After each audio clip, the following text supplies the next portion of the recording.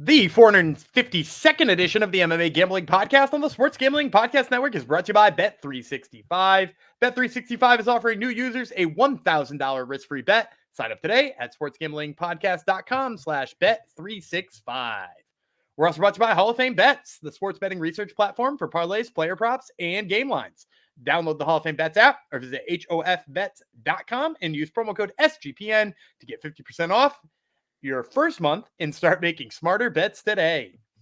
And next, we're brought to you by Game Time. Game Time is last-minute tickets, lowest prices guaranteed. Use promo code CFBX for 20% off your first purchase. And in honor of Veterans Day, everything in the merch store is 10% off with promo code VETS, that's VETS. All proceeds for the sale will be donated to Mission 22, a nonprofit serving those who've served.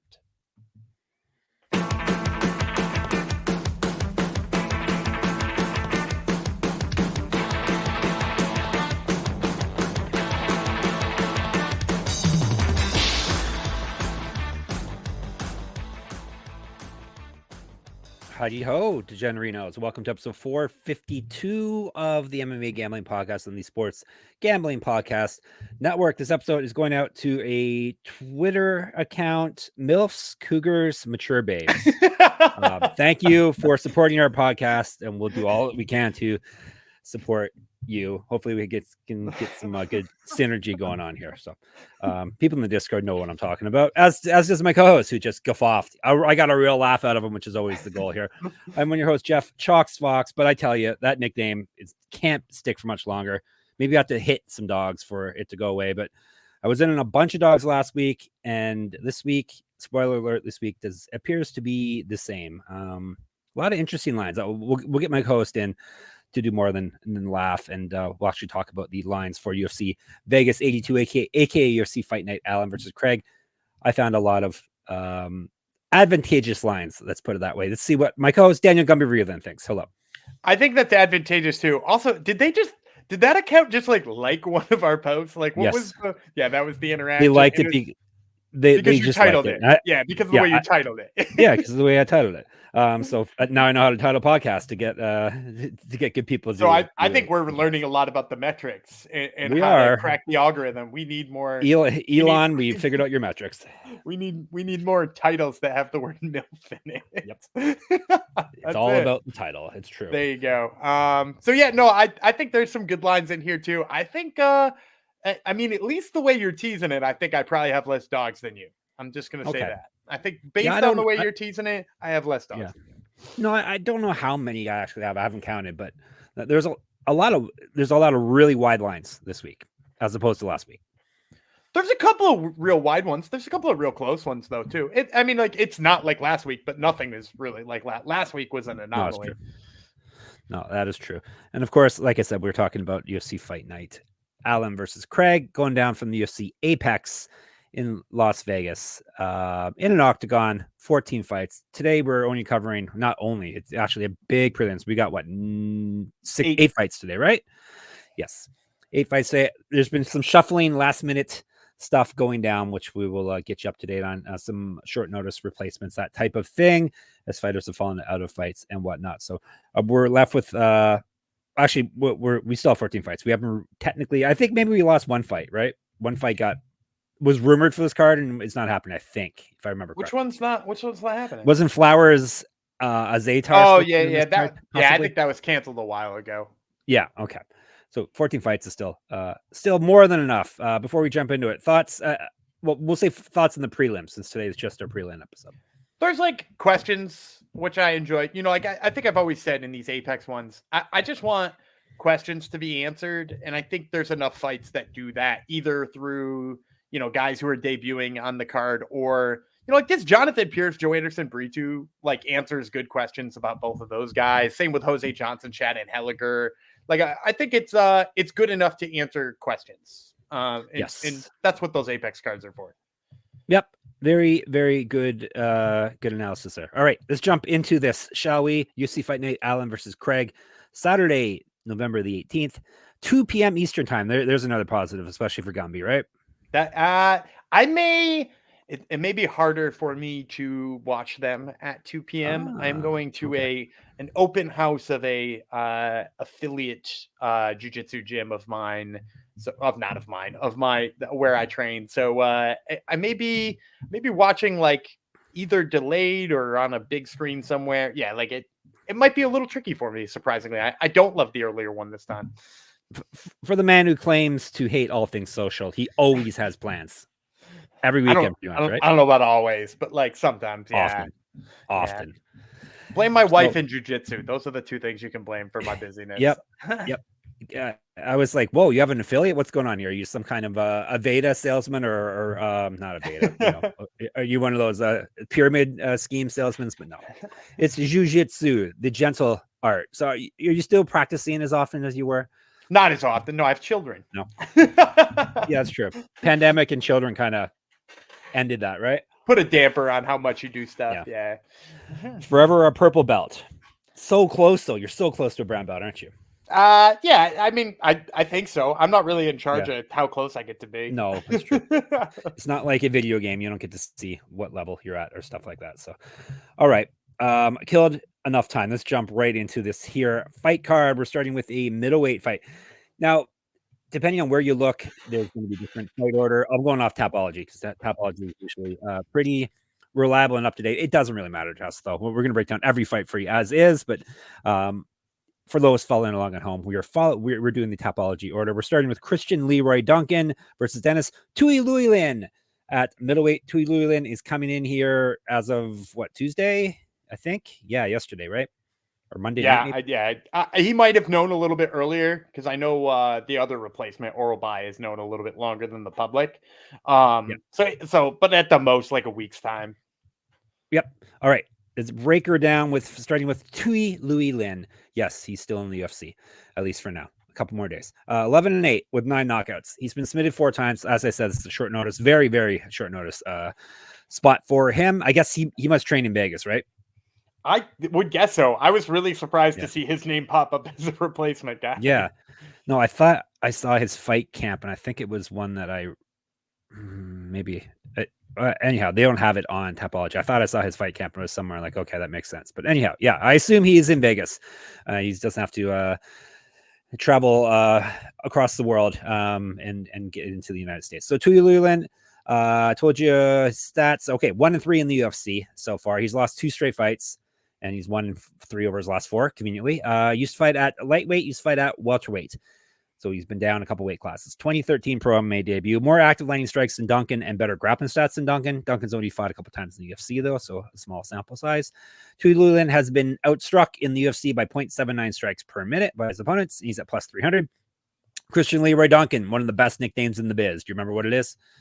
Oh yeah, is it just his initial CLD? CLD. Yeah.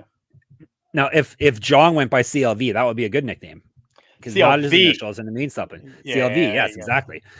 All right. CLD Duncan. I guess you don't need the Duncan. I'll just say CLD. He's 8-1, 6 knockouts, 1 submission, never been finished in a fight. 1-1 in the UFC. He did lose his last fight after winning his UFC debut. Was the Cage Warriors champion before all of this. So he's fought at a high level before the UFC.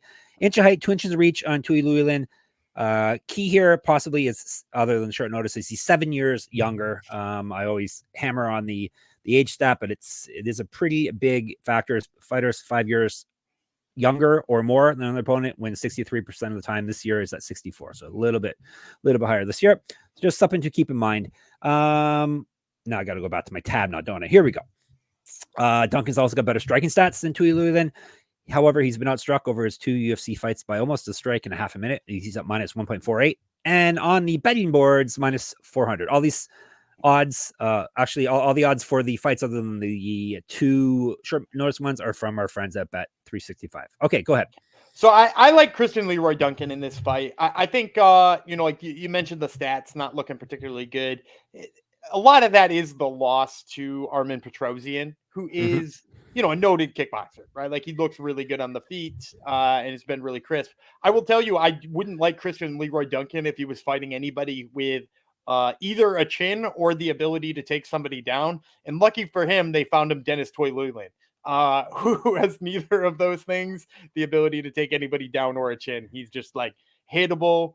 Has shorter arms, is taking this on no notice. We'll probably have, all the water sucked out of his brain, and we'll just, he'll just light him up. So like, this is a great replacement for him. Also, the intern told me that Tiuliulin trains at American Top Team in Coconut Creek, Florida.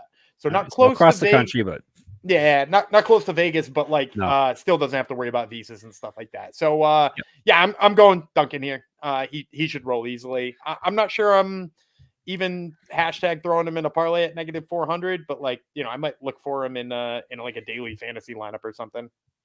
Perhaps a prop. You're talking about brains being sucked out. Perhaps yeah, I mean, he should get knocked out, and he's got a terrible chin, as we've seen time and time again. So like, yeah, he should knock him out. Yeah. Obviously I'm taking Duncan as well. Short notice is a big stat. Obviously, I always harp on I think it's actually gotten even better in our favor for short notice. Short notice actually 36%. That's what we're at. 36% of the time short notice people win the fights. It's not just that though. Duncan is a better fighter, which helps. Tiuliulin not that impressive in the UFC. Short notice, and he's fighting a guy way younger than him, and he's going to have a slight size advantage. So I think all the boxes are ticked in CLD's favor. So obviously he is the pick. Before we move on, all the boxes are ticked in our Vets merch sale as well. In honor of Veterans Day, everything in the merch store is 10% off with the promo code VETS, VETS. All proceeds from this sale will be donated to Mission 22, a nonprofit serving those who have served. So support a great cause and score some sweet gear. Store.sportsgamblingpodcast.com. Promo code VETS. Get a hat like mine. All right, Bet365. We're brought to you by Bet365, and they're providing the odds we are breaking down on the podcast today and tomorrow. Bet365 is the world's favorite sportsbook, trusted by over 88 million players worldwide. That's more people that even listen to us. That's almost more people than that watch one championship. Not quite, but close. Props, sides, totals, live betting. Bet365 has you covered. And if you like boosts, you're gonna love Bet365, like a 30% profit boost on your NFL same game parlay. Plus, they even have an early payout offer if your team goes up 17 points. Sign up today and choose from 2 bonus offers: either $1,000 no sweat bet, or bet $5, get $150 in bonus bets. That would be dollars. Just head to sportsgamblingpodcast.com/bet365. That's sportsgamblingpodcast.com/bet365, or use the sign up link in our show's bio. Problem gambling, call 1-800-GAMBLER. And we're also brought to you by Underdog Fantasy. Underdog has a way to play alongside your favorite fantasy players all season long: NFL, NBA, NHL, college basketball, college football, and MMA. I should mention this is an MMA podcast after all. Simply pick higher or lower on your favorite players' fantasy stats and cash in. Gubby, do you have an Underdog play for any sport? Because you are a master of all sports. Yeah, if this is coming out on Wednesday, so on Thursday, I'll take let's do something fun with the Thunder. I won't just use Chet Holmgren all the time. So let's go with Josh Giddey. Give me Josh Giddey's points, rebounds, and assists the higher than. Are you becoming an OKC Thunder man? I mean, they are very fun, are they not? Yes, like they are very fun to watch. Are the Bulls not your team? Which is not a good thing right now. They are my team still. Yeah, I will forever be a Bulls fan, but it's not. Yeah, like Alex Caruso is like the upside. Like, what are we going to get for him in a trade? Exactly. Alex Caruso is good. He's the one player they actually should keep, other than him getting hurt all the time. So watch along, make your picks, and maybe make a little cash over our Underdog's mobile app or our website, underdogfantasy.com. When you sign up with the promo code SGPN, Underdog will double your first deposit of up to $100. That's Underdog Fantasy promo code SGPN. And now back to the fights. All right, we're going down to featherweight. Lucas Alexander from Brazil versus Jeka Saragih from Indonesia. Do we have any other Indonesians in the UFC? I think he might be the only one. Yeah. We shall see how long he remains the only one. Not because they're going to add more Indonesians. Anyhow, do you know his nickname, Dan? I want you to say it. No. C. Tendenjan Maut is his nickname. 3 words. Okay. You gonna tell us what it means, or you good with that? Or I'm good with it. I'm not gonna change it. I don't. Yeah. Okay. Good. I don't know what it means. It's probably like something to do with his gym or something. That's how they roll over there usually, right? Yeah, that's usually Thailand, but sure. Yeah. All right. Saragih, 13-3. Yeah, I know it's more Thailand. It's true. Gumby could not care less. He's supposed to be the nickname guy, but no, he does not care.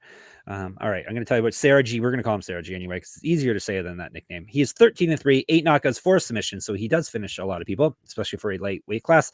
He's been knocked out once, submitted twice, so he's never gone to the decision and lost a fight either. 0-1 in the UFC, 5-1 over his last 6. He did lose his last fight. He went 2-0 on the road to the UFC tournament, and then he lost in the finals. He used to fight at lightweight. He was actually at lightweight for the tournament, was he not? If I remember correctly. Yeah. Okay. Striking, he's outstruck his opponents. That would be all 3 of the opponents he's had, because I think the road to the UFC, we have stats for that as well. He's at plus 0.21 strikes per minute. He's got better grappling stats than Alexander, plus 380. The Lion is Alexander's nickname. Far not as cool as Saragih's nickname. Not at all. 8-3 with 3 knockouts. He's been submitted 3 times, so he's been finished in all of his losses. 1-1 in the UFC. He's taking this fight on short notice. Not quite as short as everyone is this week, but short notice nonetheless. 6-1 over his last 7. Did win his last fight. 3 inches taller, 4 inches reach on Saragih. Better striking, more active landing strikes. He's got a positive strike differential of 3.29 strikes per minute, minus 500. It shows the gap in skill here that a short notice guy is minus 500 in this fight. So I'm still taking Alexander. He's just the better fighter here. Saragih, I don't think is UFC caliber, at least not at this point.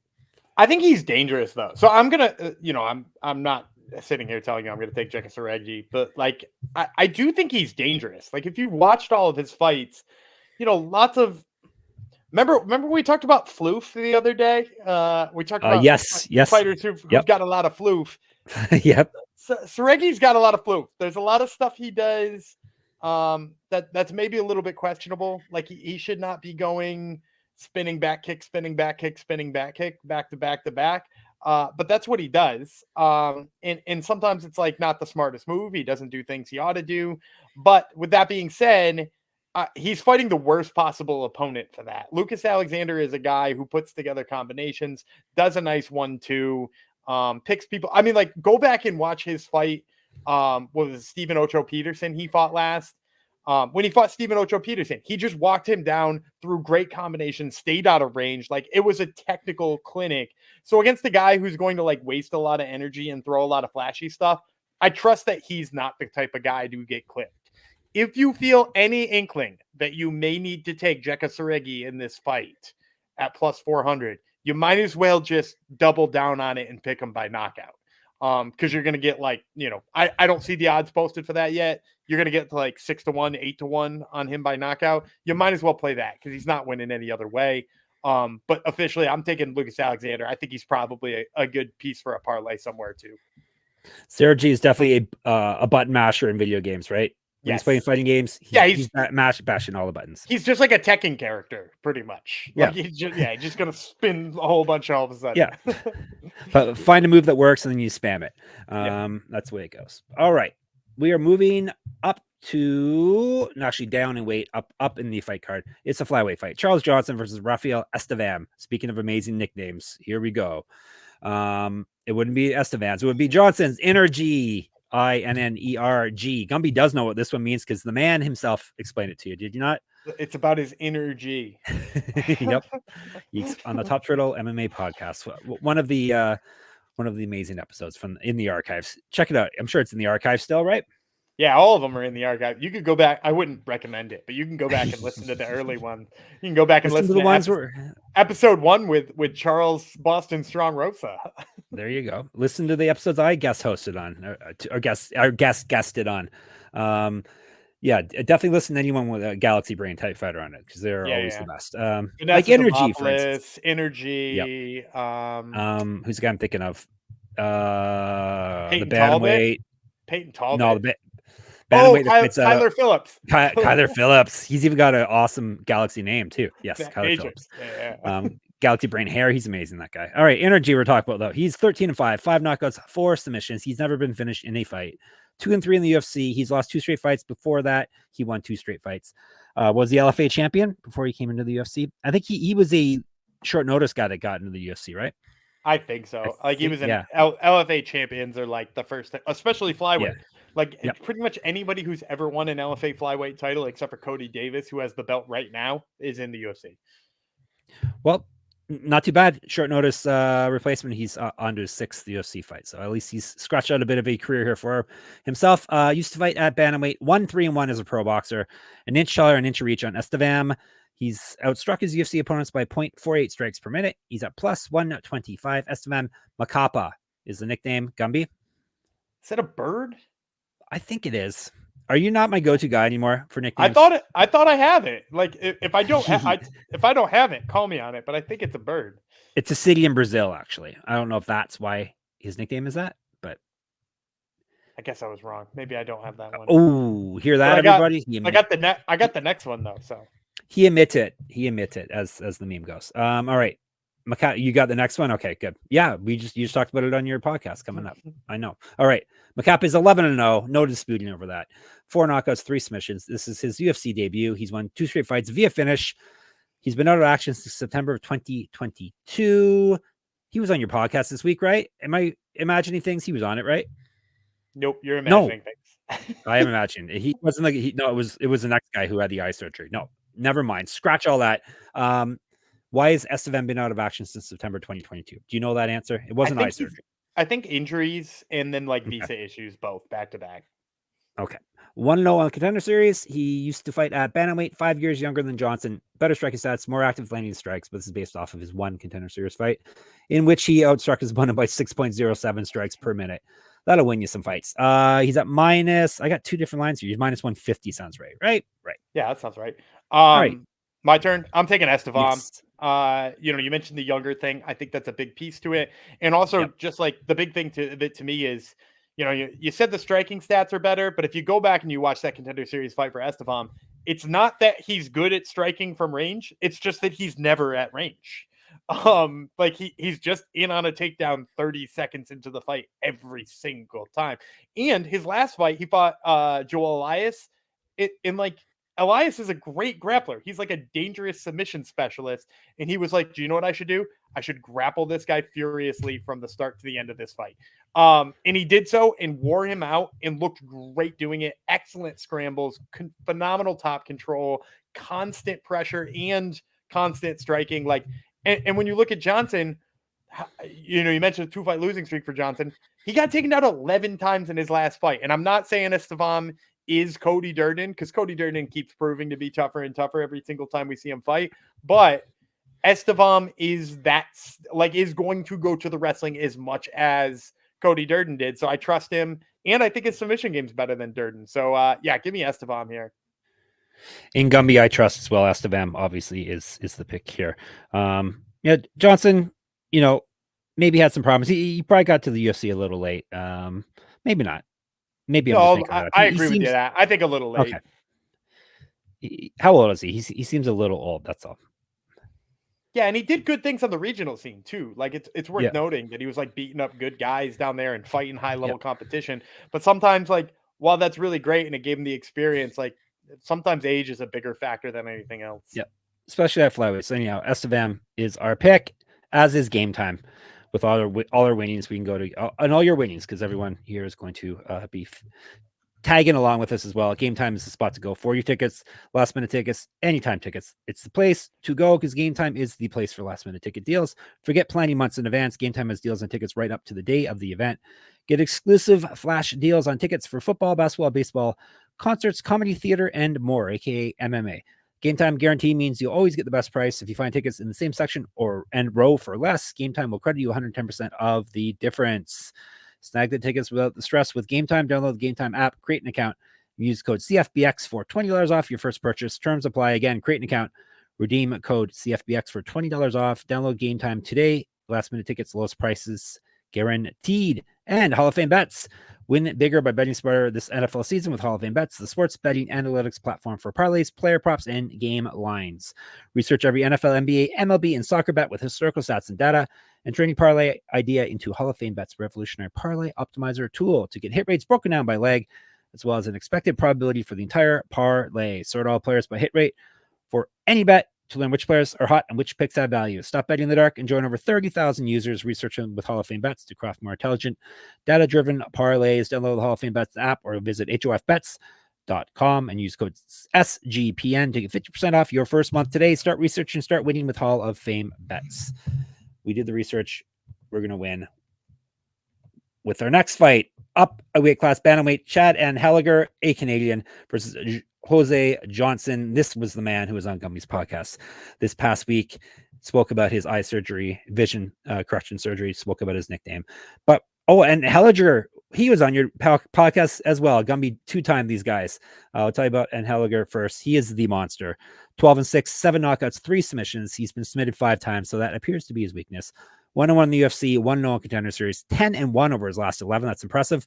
His loss did come in his last fight. That was back in September of 2022. Was he injured as well? Anheliger, he had a couple of like nagging smaller injuries. Okay. Regional champion, 2010 Pro MMA debut, more active landing strikes than Johnson. He's outstruck his UFC and Contender Series opponents by 0.2 strikes per minute. He's at plus 170. Lobo Solitaro, lone wolf. Correct? Yeah, correct. If you want to know the basis to that, it's kind of a sad story, actually. Listen to the Top Turtle MMA podcast. Johnson, 15-8, 7 knockouts, 3 submissions. Been knocked out once, submitted 4 times. 0-1 in the UFC, 3-1 over his last 4, including winning his last fight he lost his last fight via submission, but the man was blind. 1-0 in the Contender Series, used to fight at featherweight, was a regional champion, 6 inches of height, 7 inches of reach, 9 years younger than Anheliger. He outstruck his Contender Series and UFC opponents by 0.44 strikes a minute. He's also 1-0 in Muay Thai professionally, minus 200. Johnson is my pick. Obviously, size and youth. I'm a sucker for that. But especially at this low weight class, he's just going to be way too big for Anheliger. And I think he's a better fighter to boot. So Johnson is my pick, especially now that he can see more than the shadows. It's so much like I'm not a size and youth guy the same way you are, right? Like I'm not one who just like, oh yeah, he's big and he's young. Like give me that guy all the time. But like he's what'd you say, 6 inches taller? Like 7 inches reach. And it's one thing if you're going into that fight and you're like, Anheliger could wrestle him. But actually, I think Johnson has the wrestling advantage. Like if you watch Johnson on his fight on Contender Series, who did he fight? Jack Cartwright. And I know didn't shine. Yeah, I know it didn't shine through in the Damon Blackshear fight, but like we know Damon Blackshear is a freaking animal now. But like in that Jack Cartwright fight, he out wrestled Jack Cartwright and looked phenomenal doing it. So like he might have a slight wrestling advantage in 6 inches of height, and now he can see who he's boxing. Like, of course, I want Jose Johnson. Yeah, give me him on this fight. And he thinks he's a better wrestler, at least. I know fighters are going to say these things regardless, but on your podcast, he seemed pretty. He's got faith in his wrestling, which is worth something. That's worth something. Yep. All right, we've agreed on every fight so far. Let's see if we continue here. This one's a bit of a tough one, so maybe we won't. This is a featherweight fight: Jonathan Pearce versus Joanderson Brito. Very fun fight. Could be fight of the night type fight. Let's tell you about Brito first. Tubara. Am I saying it wrong? It's a shark. Tubao. Oh, that's right. It's Brazilian. Tubao. They have a weird relationship with R's in Brazil. He is it B2 then? It's Brito. Yeah. Yes. Oh, those Brazilians and their R's. He is 15-3-1, 6 knockouts, 7 submissions. He's been knocked out once, submitted once. 3-1 in the UFC. He's won 3 straight fights, all via finish. 1-0 in Contender Series. Used to fight at lightweight. 2013 Pro MMA debut. An inch of reach. 3 years younger than Pearce. He's outstruck his UFC and Contender Series opponents by 1.1 strikes per minute, and he's at 110 on the board. Some coincidences there. Plus 110 is the number for Brito. Pearce, JSP, the sacrilegious nickname. 14-4, 9 knockouts, 2 submissions. He's been knocked out once, submitted twice. 5-1 in the UFC. He's won 5 straight fights. He's not lost since October 2019. Used to fight at lightweight, used to fight at bantamweight. Now he's right in the middle. 1-0 in Contender Series, 2-0 in Bellator, 4 inches taller than Brito. Better striking stats, more active landing strikes, and better grappling stats. He's outstruck his UFC opponents by 2.45 strikes per minute. Very impressive there. Minus 138. I'm interested in your pick here, Gumby. Go ahead. I'm going JSP. I'm going Brito. There we go. We disagreed. I kind of thought you might, but it's also weird to me that you're not taking the big, long... Younger? Did you say younger guy? Big, long, younger? No. Better Brito's stats. Younger. Way better stats. The thing is, so I like Brito in some of the fights I've seen him in. It's like infrequent that he fights correctly. In fact, he's given fights away before, right? It was Senior Perfecto, right? He lost to and just fought like an absolute clown the whole fight. Um, and didn't wrestle when he very could well have wrestled. And then he turned around and did what he was supposed to against Lucas Alexander. Then he got comfortable punching again and beat, was it Andre Feely? I wish I had these records in front of me. I'm remembering his career correctly. But it always seems like he's fighting the wrong way, whereas JSP fights very smart and very technically. And when you have that big of a size advantage, and it's worth noting JSP good on the ground too and good at stuffing takedowns. I think like Brito's only path to victory is a big, mean overhand right here. And I don't think he's going to land it. So give me JSP here. I think he pokes him apart for longer and he probably tires him out. I don't know that Torbao can go that long. We shall see. Sharks can go forever is what I'm saying, at least. So yeah, I'm going Brito, better striker, more power on the feet. But yeah, like you said, not always the smartest fighter, and we Pearce love low fight IQ. We love low fight IQ. Yeah, apparently, yes, apparently, big fans. And JSP is the better grappler, or at least he's more willing to grapple than Brito is. So yeah, tough fight, but I'm sticking with my pick. There's one of my dogs, and Gumby does not have that dog. So there you go. All right, we're going all the way up to the big boys now. Heavyweights: Mick Parkin versus Caio Machado, a Brazilian Canadian who was on Gumby's podcast this week. Gumby had everybody on his podcast this week. Going to tell you about Machado first. Bigfoot.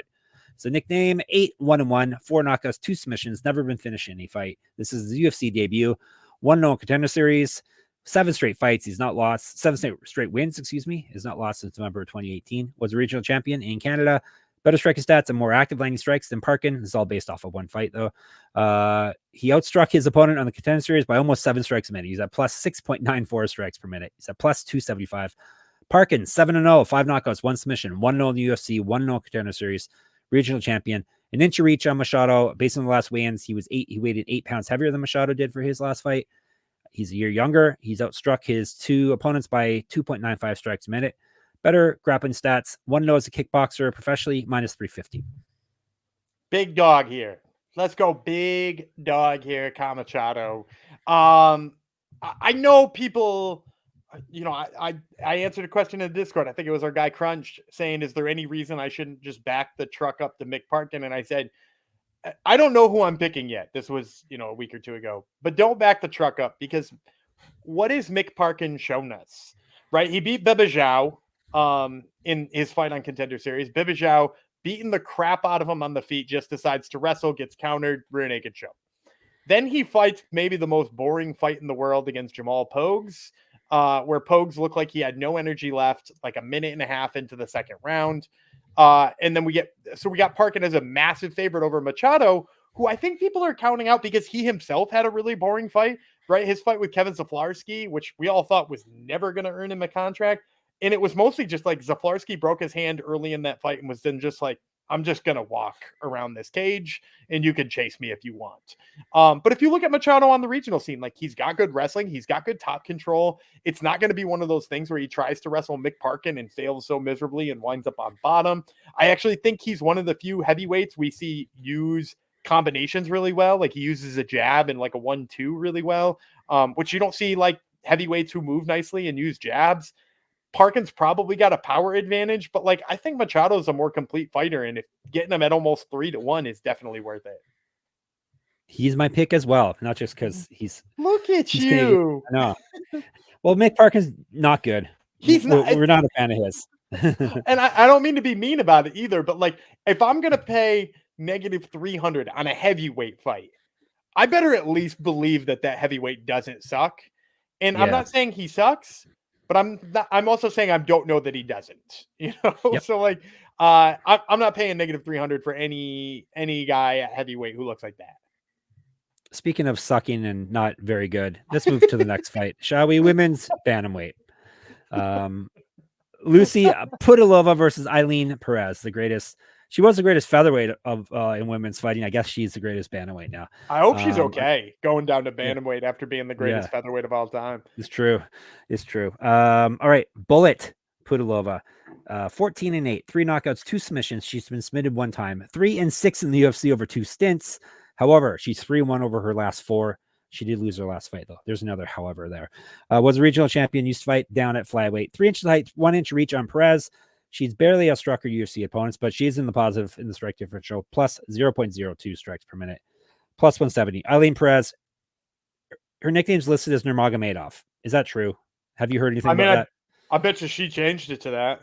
I bet hard money she changed it to that. Because all of hard money. All of her Instagram posts right now call herself like She Habib or something like Shabib. Oh, God. Or Ailin Nurmagomedov. Like all of them are like hashtag that because she took down Ashley Evans Smith 7 times. Yep. All right. Ailin Nurmagomedov. Her number 1 fan is Ailin Nurmagomedov. She's 8-2, 4 knockouts, 1 submission. She's been submitted 1 time. 1-1 the UFC, 3-1 of her last 4, just like Pudilova. However, she did win her last fight. Guess where she was the champion 2 times, Gumby? Samurai Fight House. Samurai Fight House. Used to fight at flyweight and featherweight. Maybe she was the greatest flyweight too. We might have missed that. Better striking stats, better grappling stats than Pudilova, based off a small sample size. She's outstruck her 2 UFC opponents by almost 2 strikes a minute, plus 1.97, minus 200. This one's basically just like the last fight we just broke down. I was gonna pick Perez, but Perez is not good. Pudilova looks like she's not good just with the record and stuff, but she's been doing okay recently. She won that last fight though. Let's not play revisionist history all the time. She beat Jocelyn Edwards handedly. Like I bet you if you go to MMA decisions, which I don't have the tab open now because now that we use a different recording software, I can't have multiple tabs open without my voice getting all crackly. But I bet you if you go to MMA decisions, I would be surprised if any MMA media member outside of somebody for Sherdog or MMA Mania has that fight for Jocelyn Edwards. Like, there's no way anybody who's saying it at judging fights thought that fight went to anybody but Lucie Pudilova. Like, she won that fight. And so even given that, if I was rolling out Jocelyn Edwards for this fight, right? If Jocelyn Edwards versus Ailin Perez, I'm picking Jocelyn Edwards, and I think she just lost to Lucie Pudilova. Pudilova's great in the clinch. She's got good elbows. She absolutely rips people on the feet. All she's got to do is stuff a couple of bad takedowns from Ailin Perez, and she's going to win this fight super easy. So, yeah, I love the dog money here on Lucie Pudilova. First of all, shots fired, MMA Mania and Sherdog. It's been a while since you crapped on Sherdog. I agree with you. They're both terrible, by the way. Yeah. I agree with you here. I am in on Pudilova as well. I was just blindly picking Perez. I'm all right, fine. Now they're more that great. But why am I paying minus 200 for a fighter who's really not good? And I know bad. Not good, so, Oh, by the way, the intern just got back to me. Yes. I would like to report that Sherdog had 4 guys judging the fight, as MMA Media had 1. And all of them still scored the fight for Pudilova because there were 15 media members and not a single one gave it to Jocelyn Edwards. So to my point, that one was a little bit of a robbery. Pudilova should be coming off of a win here. There you go. Regardless, we're picking her for this fight. Now we're to the main event, or so we think, the main event of the prelims as it stands on Tapology. It is a men's lightweight fight, Brazil versus USA. Nikolas Motta, Brazil, Trey Odgen, USA. All right, Odgen, the Samurai Ghost is the nickname. Have you talked to him about that nickname? I can't remember. Yeah, you should. And if you haven't heard it, I can't do it justice in 2 minutes. So you should just go back and find him talking about that, because it's a pretty intense story. Well, I'm really good at retaining, apparently, because I don't remember it. So anyhow, all right. The Samurai Ghost is 16-6, 11 submissions. He's been submitted himself 3 times. Live by the sword, die by the sword, perhaps. Or live on the mat, die on the mat. He is 1-2 over his last 3. Loss, win, loss was the pattern. Was a regional champion. Used to fight at welterweight. 1-0 in Bellator. 2 inches height, 2 inches of reach on Motta. Better grappling stats than Motta. He's been outstruck over his 3 UFC fights by 1.47 strikes per minute, plus 110. So we got a close one here. Iron Motta, 13-5 with 9 knockouts. He's been knocked out 4 times, submitted once, so he's been finishing all his losses. 1-2 in the UFC, 1-0 contender series. loss for him as well over his last 3. He got knocked out in his last fight. 1-1 on the Ultimate Fighter, regional champion, used to fight at featherweight, 2012 pro MMA debut, 4 years younger than Odgen. He's been outstruck by his opponents by 1.31 strikes per minute in the UFC and Contender Series. He's at -138. Finish us off, Gumby. I think it's your turn. It's not. Is it my turn? No, I picked. Oh, okay. Pudilova, yes. It could be me. We got off track somewhere there because if we're 8, you should have been the last one. So I must have done 2 in a row at some point. True. Whatever. I'm going Motta here. Couple of reasons. I like. So we only disagreed on JSP versus Brito. That's interesting. Yep. I like Trey Ogden. I like a lot of things about Trey Ogden. He's tough. He's a grinder. He's got good takedowns. The problem is I think Motta is just a little bit too tough to allow those takedowns. And granted, we haven't gotten a big sample size of wrestling from him in the UFC. I think he has never attempted a takedown, and I think he's one of one trying to defend them. From what I've seen from him on the regional scene, he looks like a competent grappler.